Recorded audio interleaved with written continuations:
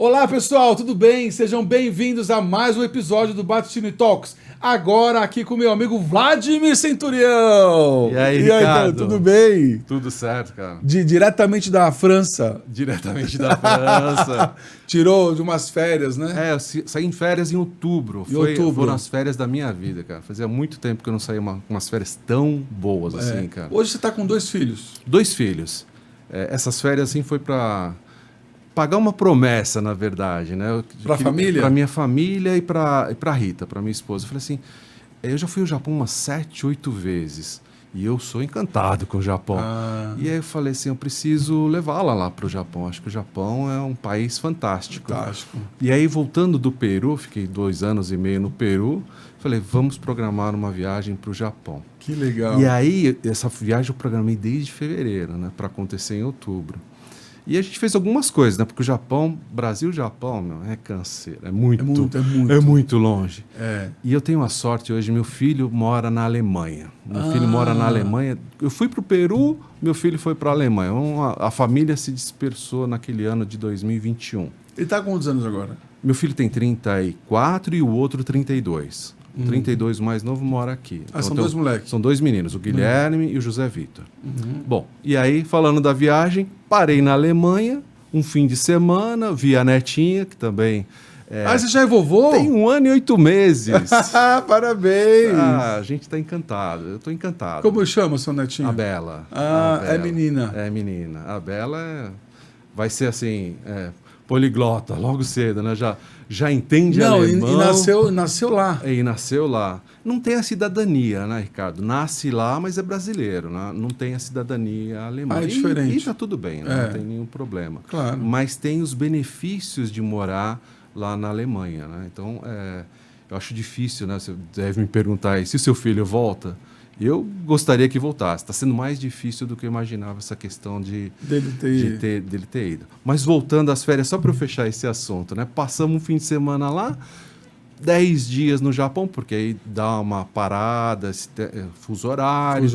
A viagem da Alemanha também para o Japão foram 14 horas de viagem, né? É uma perna bastante longa. E aí, 10 dias no Japão, uma aventura... fantástico. Você fez o quê? Tóquio? Não, fiz Tóquio, Kyoto, Hiroshima, fiz várias cidades até que eu não conhecia lá. E eu não vou falar todas porque eu não guardo muito o nome das cidades, mas assim, essas cidades eu fiz questão de conhecer. Hiroshima, em especial, me tocou, me fez refletir bastante coisa, que depois a gente pode até falar um pouco. Bom, 10 dias no Japão, voltamos para a Alemanha e aí fomos para a Riviera. E na Riviera, meu filho, que mora aqui, nos encontrou lá, já foi nos buscar no aeroporto. Que delícia. Então, foi o encontro da família lá em Riviera, em Riviera Francesa. E aí foi 10. Que bom. A gente alugou uma casa, Airbnb, tudo, churrasco, passeios. Eu falei, nossa, tô no paraíso. Por isso a gente estava no Brasil, na França. Na França, que legal. Muito legal. Centurião, eu queria te dar um presente aqui, queria agradecer todo o pessoal da Le Creuset, Alexandre, muito obrigado aí pelo apoio. É uma Le Creuset com a aguinha, já que você vai beber aqui durante o nosso podcast. Obrigado, show, viu? Obrigado. Obrigado. Olha aí. Eu ia comprar uma, agora não vou mais precisar comprar. Não, já ganhou. Show, que bom. Obrigado. Eu queria também agradecer a Pedra Forte, www.pedraforte.com, a Cíntia Parada, que está mudando aqui a Rebouças com as inovações dos prédios maravilhosos. Já pensou você fazer um prédio da Quinto? Olha, com o nome Quinto. Olha aí. Né? Aliás, eu queria saber, Centurião, o que é a Quinto? Puxa, uma boa pergunta, Ricardo. Quinto é a empresa de mobilidade da Toyota. E o que é a empresa de mobilidade? Se a gente for resumir, a Toyota, ela há 4 anos, 5 anos, ela declara que ela não é mais uma empresa somente de produtora de automóveis, senão uma empresa de mobilidade. Então, ela passa a olhar o cliente e olhar as necessidades do cliente. Então, você necessariamente não precisa comprar um carro. Você pode alugar um carro ou financiar um carro. Só que alugar um carro, a Toyota não tinha. Eu não tenho essa modalidade de alugar um carro. E, às vezes, você precisa alugar o carro por um dia, por horas, às vezes precisa alugar por anos. Então, a Quinto vem com esse objetivo de criar produtos para atender a sua necessidade num carro ou para aquelas pessoas que não querem comprar um carro, que não desejam comprar o carro e tem a facilidade de um aluguel. Então, a Quinto é a empresa de mobilidade da Toyota, resumindo. Então, qual que é a grande estratégia por detrás? A gente tem uma rede fantástica. A Toyota, para mim, tem a melhor rede de concessionária de todas as marcas, assim, disparado, minha humilde opinião. E aí a gente aproveita toda essa capilaridade para trabalhar a mobilidade. Então, a Quinto está presente em toda a nossa rede, em todo o Brasil. Óbvio, uns trabalham muito mais... Qualquer concessionário encontra a Quinto? Qualquer concessionário você encontra a Quinto. Então, o Ricardo eu quero alugar um carro que eu vou lá para Salvador. Você tem um app, vai passar um dia, 2 dias, você tem um app. Ai, que legal. E você baixa o app, se cadastra, tá tudo certinho. Aí você vai lá e vê o carro que você quer. Eu quero uma picape, eu quero um Corolla. Todo o line-up da Toyota está ali no nosso app. E esse carro, ele é o da frota de vocês? O que é esse carro? Esse é da frota do concessionário. Esse, basicamente, então, quer dizer, frota do concessionário. É um puta negócio, porque em vez de ficar com o carro parado, ele vai alugar. Tanto assim, Ricardo, que a gente estimula o concessionário a usar o carro tanto para test drive como para o nosso aplicativo. Porque é o que você falou, ele otimiza o carro, né? A utilização do carro. Quinto com K de que bom. Quinto com K de que bom, exatamente. Quinto, né? É Quinto, exato. Tem algum significado? Ele tem o significado de uma nuvem, na verdade, né? E a nuvem é a mobilidade, né? Então, Quinto vem dessa ideia de nuvem. É, porque tudo tem uma... Tem, é verdade. Mas eu queria voltar um pouquinho antes, porque você, eu acho que é um dos mais veteranos que eu conheço no mercado automobilístico, hoje com mais de 20 anos de Toyota. 20 anos de Toyota, eu completei esse ano, 20 anos em junho. Queria que você contasse um pouco do seu início de carreira, como é que foi, como tudo começou. Puxa vida, bom... Tudo... Você estudou o quê? Eu estudei economia. Né? Você é economista? Eu queria ser médico. Uma criança que queria ser médico, mas uma criança realista. Eu cheguei e falei assim, médico, esse negócio é muito caro e demora muito tempo para se formar. Né? Você morava onde? Uma família humilde, eu morava em Marília. Eu nasci em Marília, mas vim para o ABC Paulista com 4 anos de idade. Então, carro sempre esteve muito próximo da gente. A indústria automobilística, Volkswagen, Ford, Mercedes, GM, São Caetano, a própria GM. Então, a gente respirava a indústria automobilística aqui. Né? Então, enfim, Chrysler na época, muita gente nem lembra que a Chrysler estava ali produzindo. É verdade. Enfim. Aí eu mudei rapidamente e falei, bom, eu vou estudar administração, economia, aí veio economia. Então, eu fiz economia lá no ABC mesmo, em São Caetano, me formei em economia. E eu não sou eu sou inquieto. Eu olhava para a empresa, eu quero crescer. E eu trabalhava na área de custos, na área de controladoria. Bom, quem que é o número 1 aqui? É o controle. Para ser controle, o que precisa? Precisa ser contabilidade. Eu falei, puxa, eu vou fazer mais uma faculdade. E eu fiz a contabilidade. Fiz faculdade de contabilidade, Nossa, ciências contábeis. Vai gostar de número assim? Aí fiz ciências contábeis. Não é tão assim, mas eu fiz ciências contábeis. Porque você mata algumas matérias e fiz a segunda faculdade em 2 anos. E aí foi muito legal, mas ainda estava inquieto, né? Estava na área de custos, aí eu dou um pulo, sempre estudando, me aprimorando. Chego em 97 trabalhando na área de custos. Trabalhava numa empresa que era Cimento Itaú. E a empresa ela se muda. Ela falou, nós vamos mudar para Ribeirão Preto. Eu falei, eu não vou para Ribeirão Preto, minha esposa trabalha, ela está bem posicionada, ela é gerente de marca, eu não vou mudar minha família toda. Por isso, comecei a buscar... Você conheceu sua esposa lá na Toyota? Não foi na Toyota, foi antes. Nós estamos casados há 38 anos, Ricardo. Olha! 38 anos. Caramba, logo eu estou nos 40. 38 anos, Meu filho mais velho, 34, e meu filho mais novo, 32. Então, faça as contas. Sensacional. Anos. Fantástico. Uma história rara. Rara. Mas, enfim, aí eu... Sólida. Sólida. Eu estava lá fiz economia... E aí queria crescer. E aí a empresa que eu estava trabalhando, Cimento Itaú, foi para Ribeirão, eu comecei a buscar uma nova posição.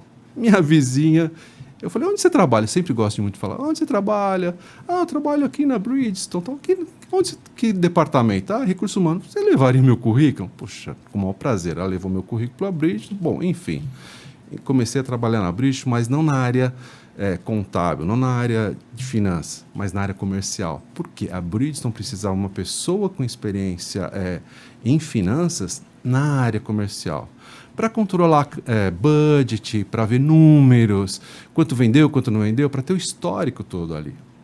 E aí começou a minha aventura na área comercial. Um frio na barriga, porque você deixa toda uma carreira, eu tinha 10 anos já na época, e mudo para a área comercial. Mas foi a melhor coisa que eu fiz, porque a área comercial lida com gente. Eu adoro gente, adoro relacionamento, gosto muito disso. E aí eu fui trabalhando na área comercial e fiquei na Bridgestone por 7, quase 8 anos. E aí da Bridgestone, sim, aí entrei na Toyota. Aí na Toyota já estou há 20 anos. E aí minha carreira na Toyota foi uma carreira, para mim, uma história bastante, como diria para você, complexa, mas bastante vitoriosa, porque com bastante resiliência e tudo mais. Eu acho que você participou 20 anos na Toyota, mas se fosse falar, como se tivesse trabalhado em várias empresas, porque a cultura japonesa ela é de mudar o funcionário de vários setores, não é? Não sei se está assim ainda. Não, continua assim. É muito complicado. Você entra na Toyota e você não entende bem. Até você se adaptar, a Toyota vai muito no detalhe. E isso é bom e é ruim. Você fala assim, não, mas não é possível. A gente vai entrar nesse detalhe? Sim, a gente vai entrar nesse detalhe. Quantos carros faturou hoje? Quantos carros... Não. Então, ela entra no detalhe do detalhe do detalhe. E essa é uma das grandes vantagens da Toyota. Então, a gente vai se adaptando. Mas, no início, para as pessoas novas, e eu era novo lá em 2004...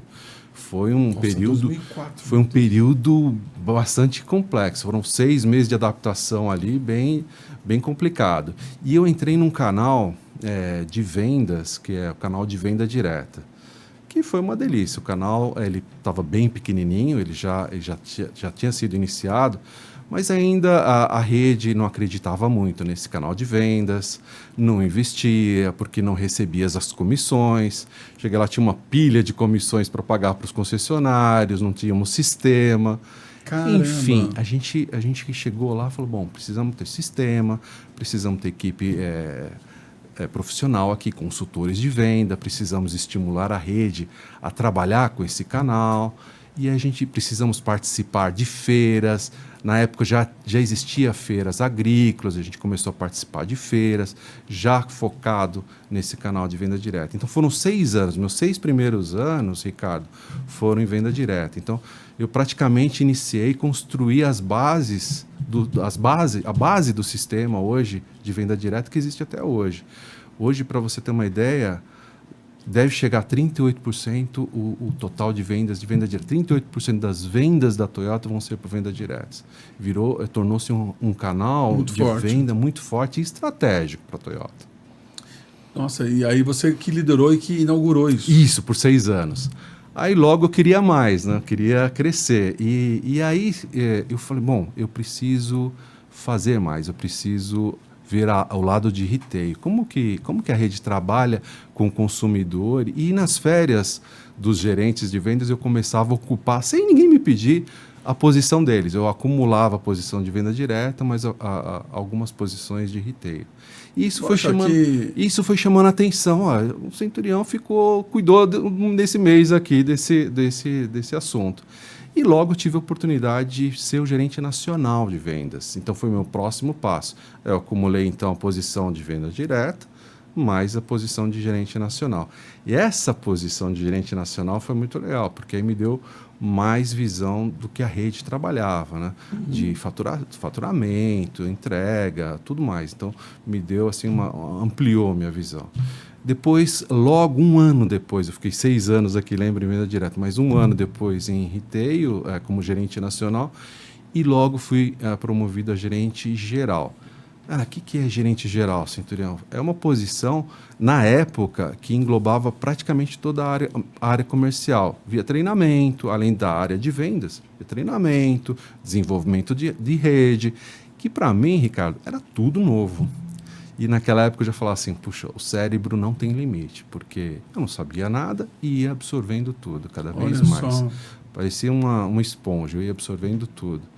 E aí depois, gerente geral, eu fiquei mais uns 4, 5 anos nessa posição, e aí me convidaram para ser o diretor de marketing.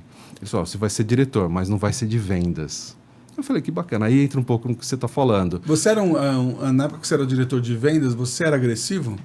Eu era um gerente geral de vendas. E minha primeira posição de diretor foi para marketing. Ah, tá. Você foi eu não me considerava agressivo. Agressivo, né? Que eu falo não na pessoa, mas nas vendas, né? Ah, sim. Vendas tem que ter foco em resultado, né? Não tem como, Ricardo. Você não vive, você vive o dia inteiro. Passou o mês, dá o tempo, fechou o mês, beleza, começou, você respira e já é o próximo mês. Não tem muito descanso. Então, o pessoal que trabalha em vendas vendas o tempo todo. É o tempo todo. É o tempo uma todo. Loucura. Tanto que nessa época, Ricardo, eu estou falando mais ou menos em 2008, eu tive uma mudança de chave na minha vida, porque eu fui para essa área de vendas, eu já comecei a ver o estresse que aumentou bastante. Eu fui fazer um curso de inglês no Canadá. Eu fiquei um mês lá no Canadá estudando, porque eu falei, bom, eu preciso aprimorar o inglês. Esse inglês aqui não vai me ajudar a crescer. Então, 2008 foi um ano para mim fundamental. Fui para o Canadá estudar, fazer... Mas trabalhando? Trabalhando. Cheguei para o meu chefe e falei, preciso 30 dias de férias. E aí ele falou, mas 30 dias? 30 dias é um luxo de férias, né? Eu falei, preciso de 30 dias. E aí eu fui para o Canadá nesses 30 dias estudar inglês. Então, esse momento foi uma virada de chave. Foram 30 dias. Além de estudar o inglês, foi um tempo de reflexão na minha vida. Não, eu preciso cuidar mais do corpo. Então, nem se falava que o corpo fala, você precisa cuidar da alimentação. Então, estou falando isso em 2008. Hoje se fala muito nisso. Nossa, né? você... Então, eu já via isso lá em 2008. Falei, nossa, eu preciso mudar a minha vida. E naquela época... Você estava com que idade? Estava com 42 anos. Eu tenho 58 anos hoje. Aí eu falei, bom, preciso mudar a minha vida. Eu cheguei e mudei totalmente meus hábitos alimentares, comecei a correr. E aí eu comecei a corrida 5 km, 10 km, fiz algumas de 21. Você virou uma... Foram anos correndo. Realmente, corrida virou uma das minhas paixões, cara. Mas isso, Ricardo, me ajudou a enfrentar todo o estresse. Então, todo executivo, eu acho que está sob essa pressão de trabalho, venda comercial, ele tem que ter uma válvula de escape. Se ele não tem, ele vai ter um infarto, ele vai ter algum problema. Então, ele tem que procurar o que ele gosta de fazer. Gosta de correr? Vai correr. Gosta de andar de moto? Vai andar de moto. Gosta de ler? Vai ler. Gosta de viajar? Vai viajar. Você anda de moto também, né? Eu ando de moto, eu gosto de correr. Enfim, moto é uma das minhas paixões já.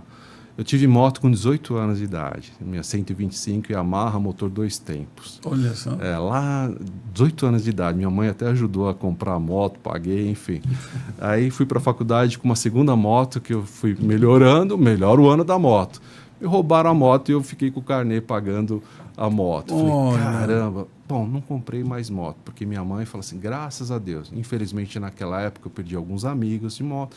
Não se usava capacete. Não sei se você se recorda disso. Sim, lembro. Moto não era obrigado a usar capacete, né? Então, a gente perdia muito. Muitas pessoas morriam por acidentes tolos, né?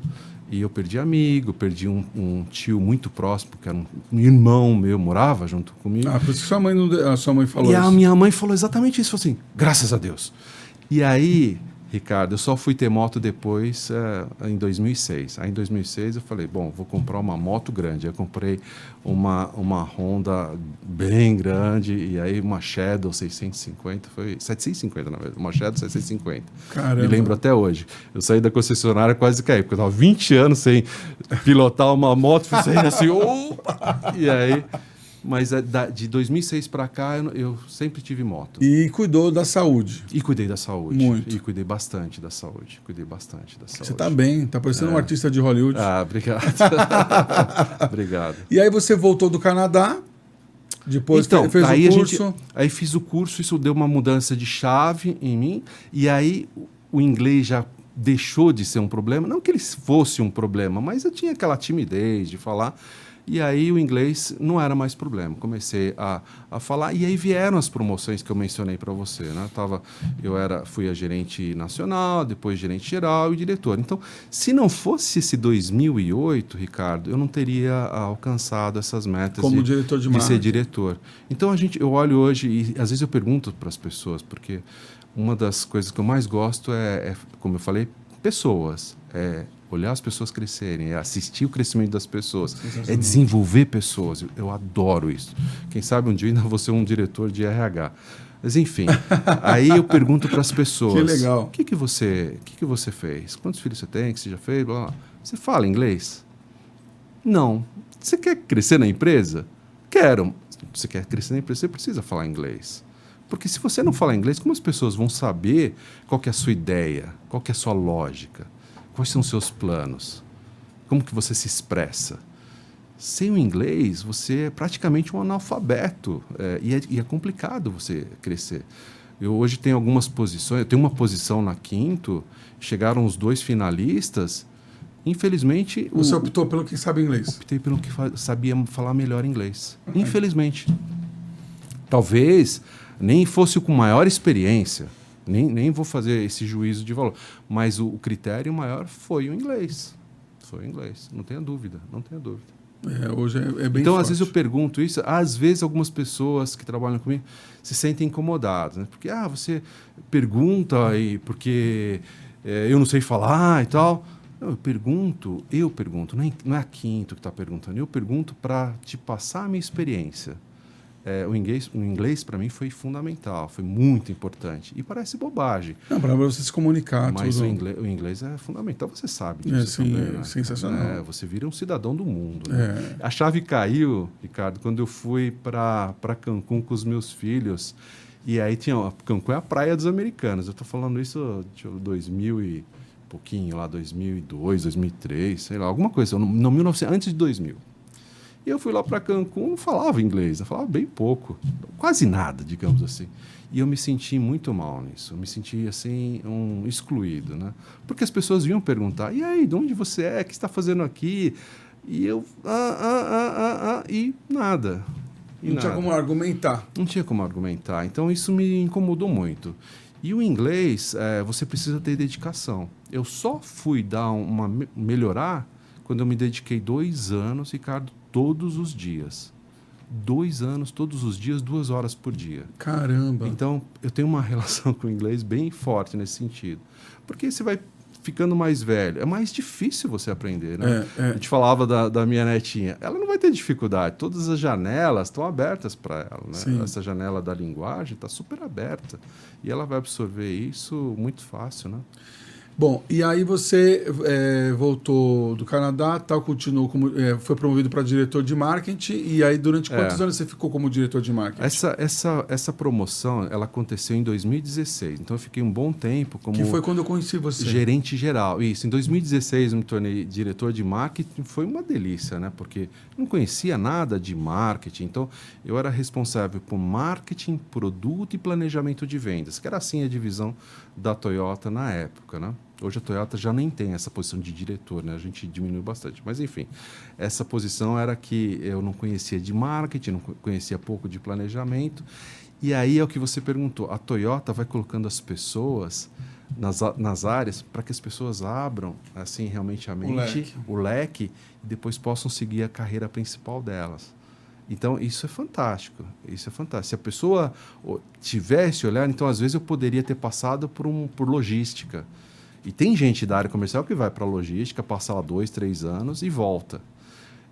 Eu não passei, mas eu fui para marketing. E essa minha experiência em marketing foram 2 anos, alguma coisa assim, 2 anos, 3 anos no máximo, eu fiquei em marketing. E aí, Ricardo, eu me aprofundei em marketing no sentido de participar das campanhas, eu me lembro... Eventos, eu me lembro muito bem. A gente fez uma campanha do Corolla, não sei se você vai lembrar, lançamos o Corolla, bom, enfim, o ano, mas tinha um monstro correndo atrás do Corolla, e a produção dessa campanha, ela foi grandiosa até. Eu não tinha ideia, porque tinha muitos efeitos especiais.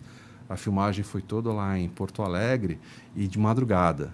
E eu estava lá. Estava aprendendo e vendo tudo, como que os efeitos especiais eram realizados. Olha só. Para mim foi um aprendizado danado, né, nessa época. Que legal. Foi muito legal. E depois, como diretor de marketing? Aí depois, como diretor de marketing, eu fui convidado a voltar para vendas, mas aí assumi não só o marketing, acumular vendas novamente. E aí a empresa passava nessa época, e passa até hoje, mas hoje está muito mais consolidado, por uma estratégia regional.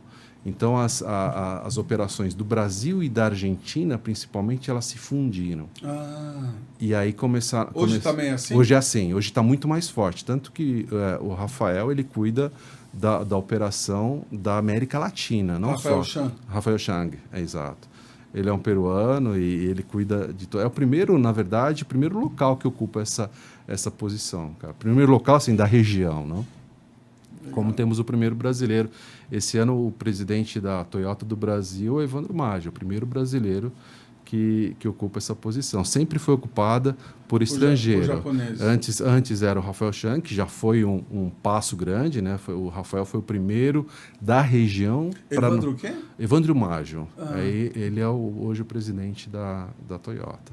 E também é meu contemporâneo. Ele entrou um pouquinho depois que eu entrei, né? Então, eu entrei um pouquinho antes dele. Ele deve estar na Toyota desde 2005, 2006. Que legal. Muito legal. Essa história eu tenho muito orgulho dela. E aí depois, como que foi o convite para você liderar o Peru?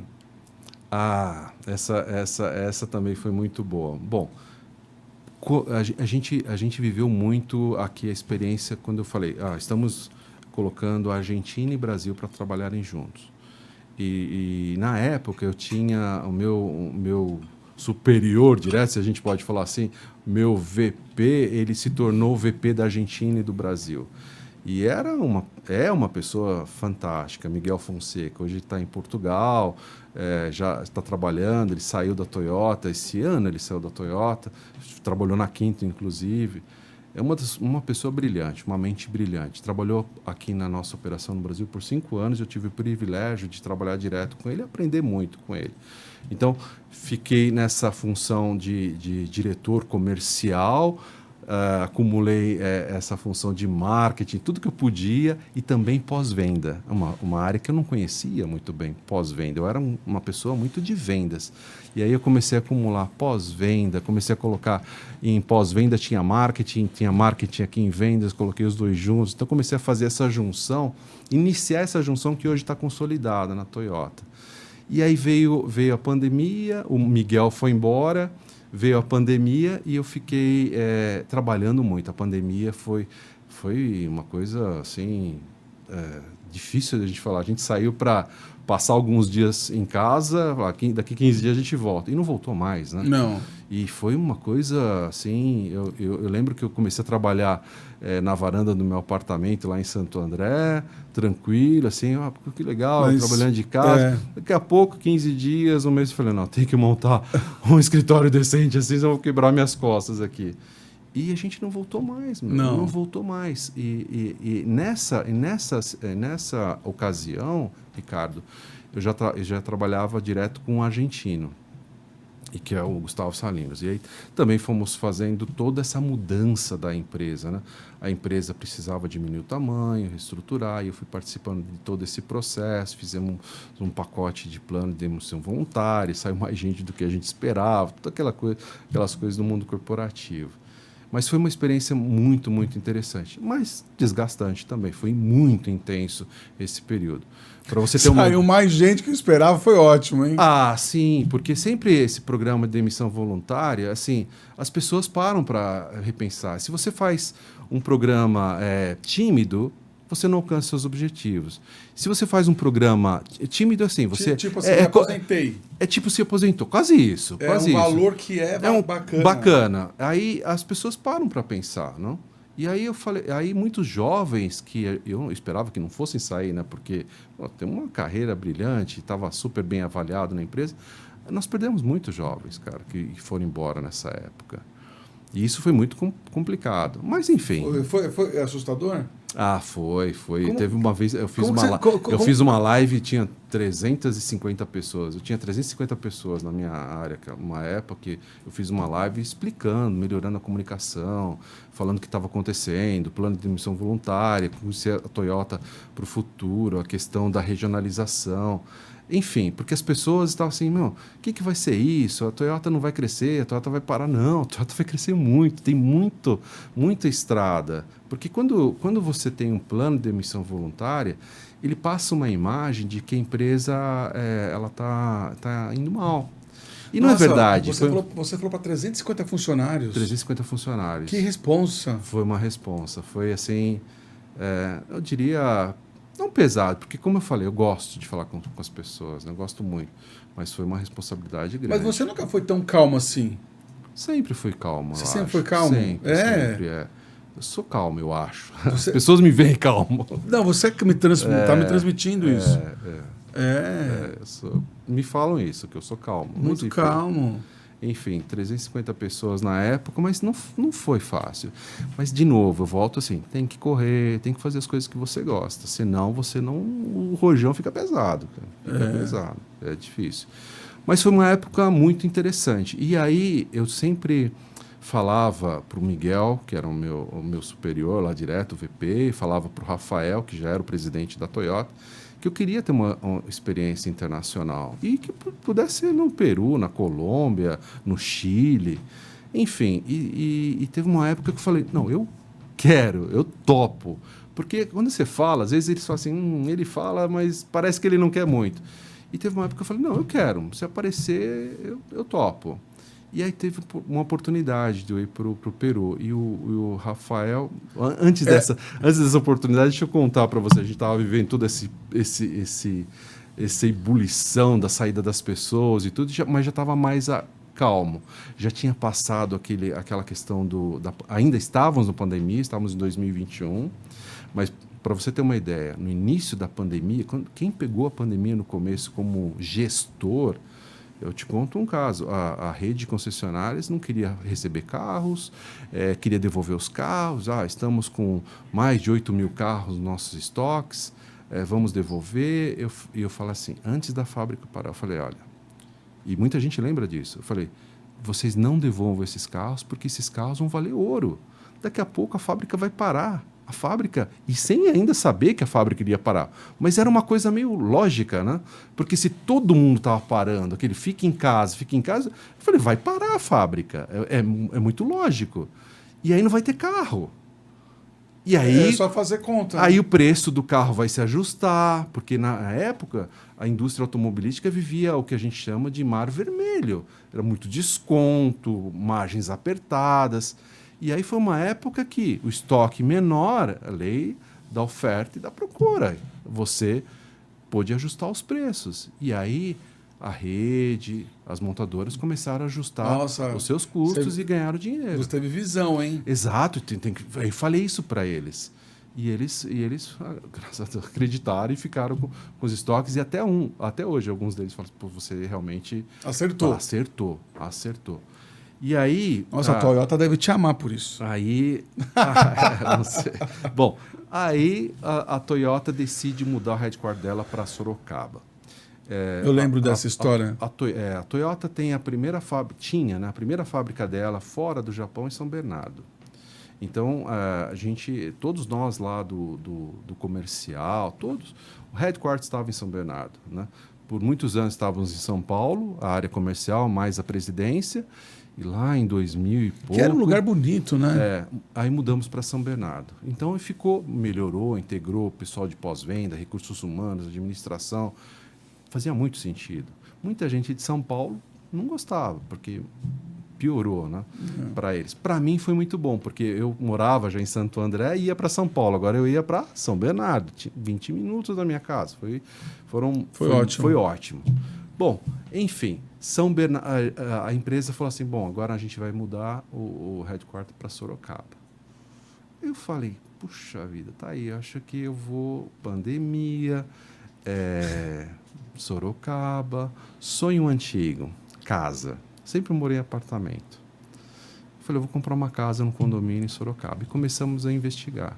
Aí você junta economia, junta fundo de garantia que eu nunca tinha tirado, fiz todas as contas e aí comprei uma casa em Sorocaba, num condomínio lá em Sorocaba e planejei a minha mudança. Bom, passaram-se 2 meses, o Rafael Chang me chama, sentando assim, como eu e você, que tal é você ir para o Peru? Eu falei, sério? Ir para o Peru? Eu acabei de comprar casa e vou mudar para lá, tal. Não, você vai para lá em junho, tal, blá, blá, blá, que tal? Eu falei, excelente, como eu falei para você, tô dentro.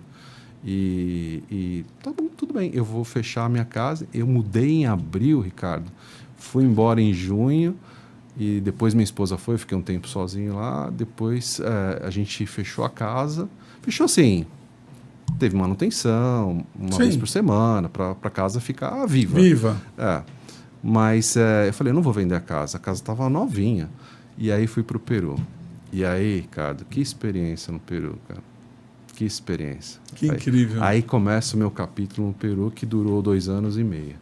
Essa experiência no Peru, eu costumo dizer assim, cara, o brasileiro conhece pouco a América Latina, né? Não conhece a história. A gente gosta muito de ir para os Estados Unidos, Europa, mas a gente não vai aqui para o Peru, para a Colômbia. E tem uma história super rica, super rica. Para mim, a melhor gastronomia do mundo está no Peru. Olha. Para mim, está lá no Peru. E para muita gente que já foi e comprovou, fala, realmente, foi o Peru. Lima não fica devendo nada. Não só Lima, muitas cidades do Peru. O que você comia lá? Lá é uma fusão, né, da comida chinesa. Chinesa, porque tem muita influência do chinês. Eles têm comida, eles têm muita montanha, então eles são privilegiados, né? Então eles vivem no deserto, né? Se você parar para pensar, Ricardo, Lima, se você olhar, Lima é um deserto. Lá não chove, é bem interessante. Então, e tem quente? Quente não, tem uma temperatura amena, praticamente 17 graus sempre, sabe? E, bom, enfim, e tem as montanhas e tem selva. Então eles aproveitam muito essas altitudes, tem muito variedade de milho. Eu não sei nem falar, acho que tem mais de 4.000 tipos de milho. Nossa. É uma variedade enorme. A comida é muito... E aí a gastronomia aproveitou toda essa riqueza e fez essa mistura. Né? Muitas pessoas foram para a França, para a Europa, se especializaram, voltaram para o Peru, abriram seus restaurantes.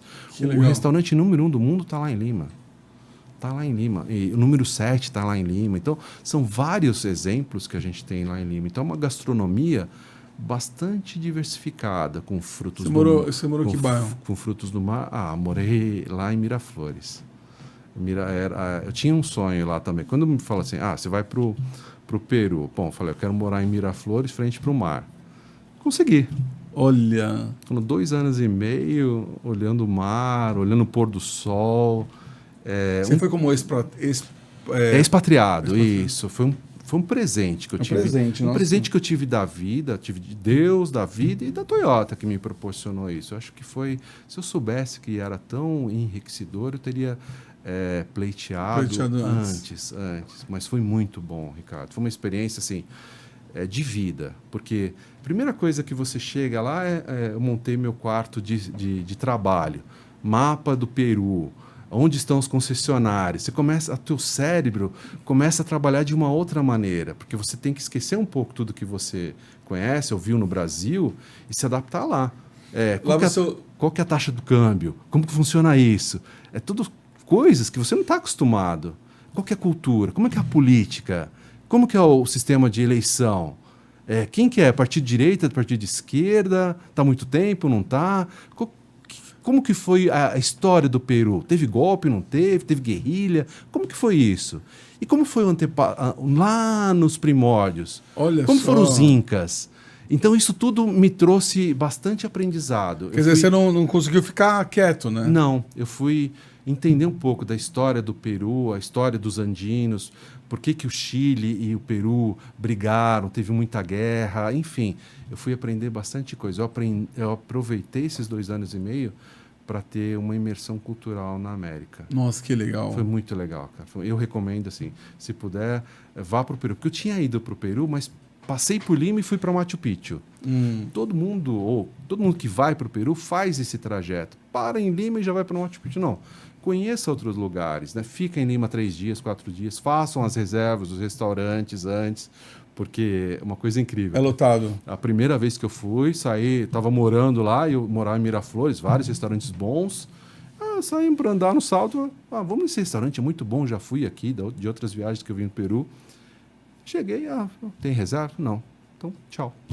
Não, como tchau? Dá para esperar o Brasil? A gente espera, né? Espera 15, 20 minutos, meia hora, sei lá. Não dá. Eu fui embora. E aí eu aprendi. Falei, não, aqui tem que reservar. Claro, não são todos. Mas os restaurantes mais tops você tem que reservar. Não tem outro jeito. Nossa, sensacional. Aí você voltou para o Brasil? Aí foram 2 anos e meio de super aprendizado. Eu voltei para o Brasil agora, final desse ano, na verdade. Aí fui anunciado, olha, você volta para Quinto. E eu falei, mas qual que é o meu role aqui na Quinto? Né? O que eu vou fazer? A Quinto é uma empresa já com 4 anos, né, de idade. E eles falaram, Centurião, a gente precisa fazer a Quinto crescer mais com os concessionários. A sua experiência de trabalho com os concessionários, a rede aprecia muito o seu trabalho. Você tem muita credibilidade com a rede. Muito. E você trabalha muito bem com pessoas. E o seu olhar para o cliente também é muito bom. Então, toda essa bagagem que você tem, você precisa trazer para a Quinto. E é isso que eu tenho tentado fazer nesses 9, 10 meses que eu estou na Quinto. E está sendo bem recebido? Super bem recebido. Não é fácil, porque é um mundo totalmente diferente. Tem como você achar, André, o Instagram da Quinto? Tem? Na verdade, eu acho que é mais fácil o site da Quinto, né? É quinto.com? Uhum. Quinto KI, eu queria ver aqui na televisão. Quinto com K. E aí por que eu falo que e eu entendi por que eu fui chamado, convidado para ir para Quinto. A Quinto nasceu na pandemia. E aí você imagina pessoas sendo contratadas. Hoje nós somos 120 pessoas. Somos 120 pessoas, aí site estrangeiro, né? É quinto.com.br? É, quinto.com.br. Ou se você entrar na Toyota, tem lá também o link com a Quinto, tá bom? Aí a gente tem 120, somos 120 pessoas. Imagina, entrar durante a pandemia e a cultura. A cultura está sendo construída, não tem uma identidade ainda, Ricardo. Nossa. Então, cabe às pessoas mais experientes, como eu, não vou dizer mais velhas, né? Mais experientes, formar essas pessoas, trazer um pouco dessa bagagem, dessa experiência e colocar a rede Toyota mais próximo à equipe Quinto. E a equipe da Toyota mais próxima à equipe da Quinto também. E aí você baixa o app da Quinto. Baixa o app da Quinto. Então, a Quinto ela tem praticamente hoje no Brasil 3 negócios. O app, que é o Quinto Share, é um aluguel, como eu falei para você, de 1 hora, 2 horas, 1 dia, tal, que você baixa esse app. Aí você tem o Quinto One Fleet, que é um aluguel de carros, normal. Isso. É um aluguel, o Quinto One Fleet, você faz gestão de frotas e tem esse aqui que a gente fala, assinatura de veículos e aluguel de veículos. Então, esses 3 negócios, Quinto Share, Quinto One Personal. Então, o que é o Quinto One Personal? Isso está muito, muito forte na Europa, por exemplo. Você não compra o carro, você O que é gestão de frotas? Gestão de frota, assim, eu não quero mais comprar... Só volta um pouquinho, André. Eu não quero mais comprar... Deixa eu um pouquinho. Eu não quero mais comprar meus carros. Por favor. Eu tenho meus diretores, meus gerentes, e eu quero alugar os carros. E aí não quero mais pagar IPVA, não quero pagar pedágio, eu não quero pagar manutenção, quero que venha tudo incluso nas mensalidades. E isso entra, para algumas empresas, num planejamento tributário, um planejamento de caixa muito forte. Essa é uma das grandes vantagens do aluguel. Você sabe o que você vai pagar. Quando você faz a compra, você ativa e aí você tem que depreciar esse carro todos os anos, depois você tem que vender. E aí você vende bem ou vende mal, você tem que assumir um prejuízo ou um ganho do seu bem. Geralmente é prejuízo. E aí, quando você aluga, tá certo, você paga uma mensalidade, mas a sua paz de espírito ela é muito grande. porque você tem um planejamento muito tranquilo. Então, essa é a grande vantagem. Por isso que a Quinto vem com esse grande negócio. Quinto One Fleet praticamente é mais de 90% do nosso negócio. Quinto One Personal é um negócio pequeno, mas assim, o Ricardo quer assinar um carro, não quero comprar, você assina um carro por 1 ano, 2 anos, 3 anos. E o Quinto Share é esse aluguel pelo app. Então, a principal função do Quinto Share aqui, Ricardo, é aquelas pessoas, por exemplo, eu quero conhecer como funciona como a experiência de ter uma picape. Nunca dirigi uma picape. Uso o Quinto Share. Eu tenho um Corolla Cross e quero ter uma Rave. Uso o Quinto Share. Eu quero ir para a praia agora e vou precisar de um carro maior porque a família tá. Meu filho veio da Alemanha, eu preciso mais gente. Pego uma SW4. Então, essa é a grande vantagem. Fui deixar o meu carro na manutenção, vai demorar 1 dia, 2 dias, 3 dias, depende. Aluga um carro no Quinto Share. Nossa, que legal, Então, hein? essa facilidade de ser uma empresa de mobilidade via Quinto Share é muito grande. Óbvio, Ricardo, estamos crescendo, somos pequenininhos, hoje temos 7 mil veículos, vamos crescer com bastante pé no chão, eu diria para você, com bastante calma, mas e com bastante profissionalismo. E quantos pontos? Toda a rede. Todo o Brasil? Todo o Brasil. Hoje somos 203 concessionários que trabalham conosco. Entendi. Eu queria saber como você vê o futuro da compra de carro com essas empresas que agora oferecem assinaturas, porque está crescendo, né? Uhum. E a gente encontra também muitos jovens que não querem mais ter seu próprio carro. Né? Como que você vê isso? Assim, a assinatura está crescendo e vai crescer ainda mais. Como eu falei para você, na Europa já é uma realidade. Aqui no Brasil não vai ser. Quanto uma assinatura de carro? Não vai ser. Depende muito. Depende do uma carro. RAV4. Aí varia muito. Se a gente entrar aqui no site, você já simula. Por exemplo, alugue um carro, vamos lá, André. 6 mil, 7 mil, depende. Aí tem que alugue um carro no Quinto One Per. Você pode fazer aqui e ver quanto fica o aluguel. E você pode escolher o modelo. Tá. Bom, enfim. Aí você tem essa vantagem que eu falei. Planeje seu fluxo de caixa, é tudo pago e tudo incluso lá dentro. Você me perguntar como vai ser o futuro... Nossa, você pode alugar até um Lexus. Pode alugar até um Lexus. Isso, obrigado por lembrar. Claro, a Lexus faz parte também. Olha! A Lexus faz parte. Olha, uma Hilux também. Uma Hilux. Enfim... Como vai ser esse mercado? Eu acho que o mercado vai crescer e vai ficar assim, metade das pessoas vão continuar comprando e metade vão alugar. Em algum momento, acho que vão mais alugar do que comprar. Eu acho que isso é uma realidade. Porque as pessoas vão descobrir assim, olha, o brasileiro ele gosta muito da posse. Porque ele fala assim, esse bem é meu. Quando você aluga, você paga mensalidades e depois, no final de 2 anos, 3 anos, você devolve o carro. E pega o novo. Mas você continua pagando. Você tem carro elétrico também para alugar? Tem carro híbrido. Desculpa. Híbrido. Essa é uma questão bastante interessante. A Toyota trabalha muito nessa questão do híbrido, né? A gente, praticamente hoje, Ricardo, é a única montadora que fabrica carro híbrido no Brasil. Se você olhar, todo mundo está... Não, o pessoal está importando ainda, ninguém está produzindo aqui. E a Toyota é líder da produção de carros híbridos, né? Ela praticamente inventou e começou essa história lá com o Prius em 97. E aí a gente trouxe o Prius para o Brasil, o Prius veio trabalhando. Essa história é um capítulo à parte também para a gente falar de híbrido, carro elétrico, bastante interessante também. Mas assim, eu acho que o consumidor vai ganhar muito, ele vai ter opção. Ou ele compra, ou ele aluga, ou ele financia, ele vai ser, o consumidor vai ter muitas opções. Mas eu acho que o aluguel ele vai crescer muito. Vai crescer, né? Vai crescer muito. O meu filho mais novo, tem 32 anos, ele tirou a carta, ele teve sua carta com 24 anos. Você, como eu, deve ser com 18 anos, a gente estava lá tirando carta, estava ansioso para dirigir o nosso carro. É verdade. Né? Então, os jovens mudaram muito. Né? Então, aí acho que as montadoras também enxergaram isso. Né? Mas a produção de carro não vai diminuir. E isso acaba impactando um pouco a mobilidade na comunidade, né? Bastante. Como que você vê isso? Eu acho que vai ter espaço para todos. Eu acho que os jovens, por exemplo, Centurião, eles vão usar mais modais, por exemplo. Vou usar carro, com transporte público, com bicicleta, com patinete.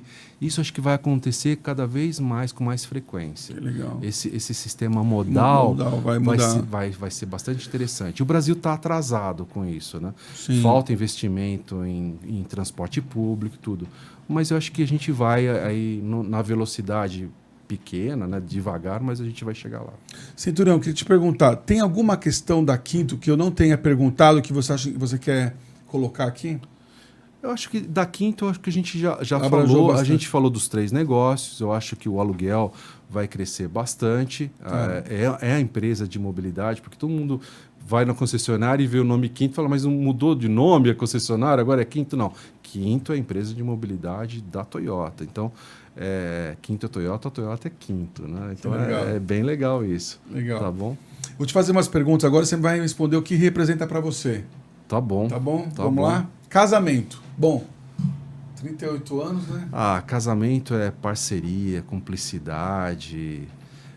A vida é muito altos e baixos, né? Então, casamento é tudo isso, né? Casamento é legal. Muito... Filhos. Filhos puxa, orgulho. Se você falar uma palavra, orgulho. Eu tenho muito orgulho dos meus filhos. O que você acha da sociedade atual? A sociedade, a gente anda bastante... uma mudança frenética. Me preocupa muito o futuro, né? Quando você ouve... Eu não sei se isso é verdade, porque tem muitas fake news por aí, né? Talvez essa primeira geração agora de 16 anos, 15 anos, que não vão ser mais inteligentes que os pais, né? Então, isso me preocupa um pouco o futuro da sociedade. Eu tenho essa preocupação. Educação, para mim, sempre foi um pilar muito importante. Um lugar? Vários lugares, mas hoje minha casa. Sensacional. Um desprezo, algo que te causa um asco, que você não quer estar próximo, que você não gosta. Quando eu vejo a pessoa falando uma coisa que ela não acredita, que não é verdade, isso para mim não é legal, sabe? Ela está fazendo aquilo. E no mundo corporativo tem muito isso, né? As pessoas falam para o que você quer ouvir, né? Alpinista. E eu acho isso, para mim, eu não gosto muito desse. Eu desprezo um pouco isso. O que você não faria de novo? Eu estava pensando nesse ponto. O que eu não faria de novo é morar tão longe do trabalho.